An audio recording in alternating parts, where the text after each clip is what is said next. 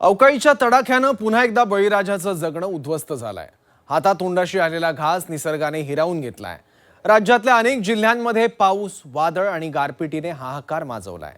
नेमकं काय चित्र आहे सध्या महाराष्ट्रात, पाहूयात।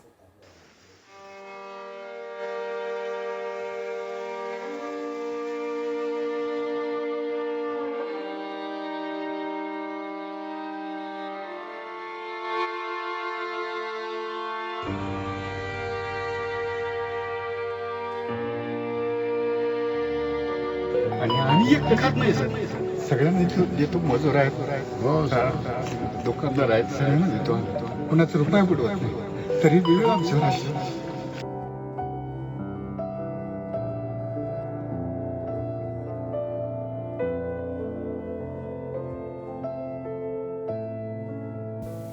राज्यातील अनेक जिल्ह्यांना अवकाळी पावसाचा मोठा फटका बसलाय। उत्तर सोलापूर तालुक्यात द्राक्ष बागा जमीनदोस्त झाल्यात। पडसाळी गावातील शेतकऱ्यांचं मोठं नुकसान झालंय।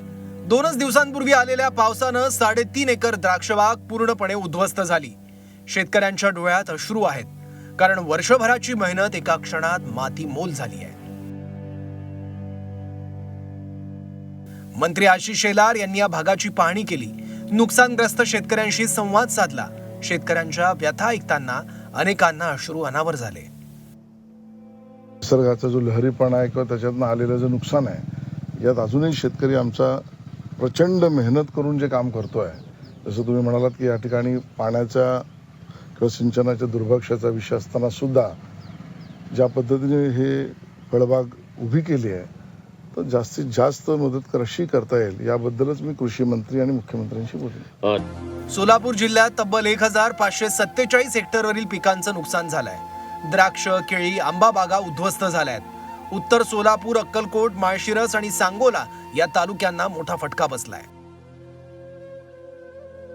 फक्त सोलापूरच नाही तर संपूर्ण महाराष्ट्रात अवकाळीचा कहर सुरू आहे। छत्रपती संभाजीनगरमध्ये 11,000 हेक्टरहून अधिक क्षेत्र बाधित झालंय। नाशिकमध्ये 7,000 हेक्टरवर नुकसान झालंय आणि कांद्याला याचा सर्वाधिक फटका बसलाय।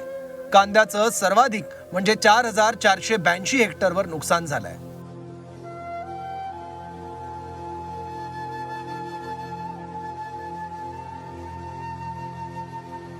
हिंगोली, परभणी, जळगाव, वाशिम या जिल्ह्यात सुद्धा परिस्थिती गंभीर आहे। काढणीला आलेला कांदा भिजलाय।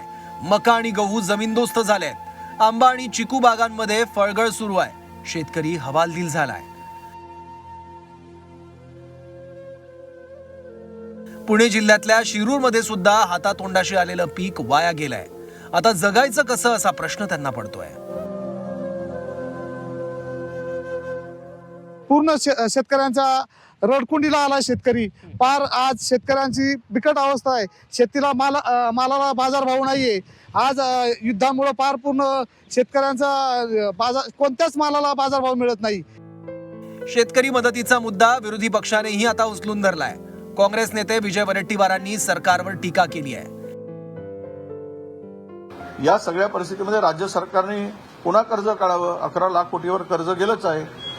काल राज ठाकरे जे म्हणाले ते खरं आहे की 2 लाखाचं कर्ज होतं, 2 लाख कोटीचं।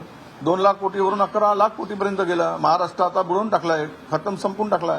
इन्फ्रास्ट्रक्चरच्या नावाखाली, कमिशनखोरीच्या नावाखाली या सरकारने महाराष्ट्राची लूट केली आहे।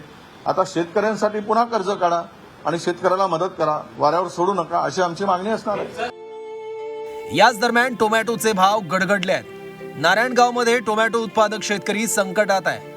एकीकडे निसर्गाचा मार तर दुसरीकडे बाजार भावाचा फटका।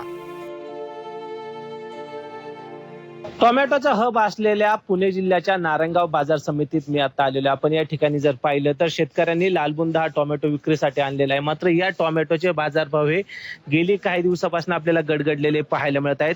कांद्याप्रमाणेच परिस्थिती सध्या टोमॅटोची झालेली पाहायला मिळत आहे। आपण जर विचार केला तर या बाजारभावामुळे कुठेतरी शेतकरी मोठ्या संकटात सापडलेले। आपल्यासोबत बोलण्यासाठी शेतकरी आहेत।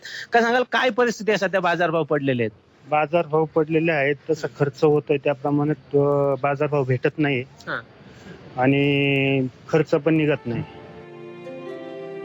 अवकाळी पाऊस, गारपीट आणि वादळ या तिहेरी संकटानं बळीराजा कोलमडलाय। आता नजर आहे ती सरकारच्या मदतीकडे, कारण शेतकऱ्यांच्या आशा अजूनही जिवंत आहेत। निसर्गाच्या या अवकाळी तडाख्यानंतर बळीराजाला दिलासा कधी मिळणार हा मोठा प्रश्न आहे. शेतकऱ्यांच्या डोळ्यातील अश्रू पुसण्यासाठी त्वरित मदत मिळणं गरजेचं आहे. ब्युरो रिपोर्ट, झी 24 तास.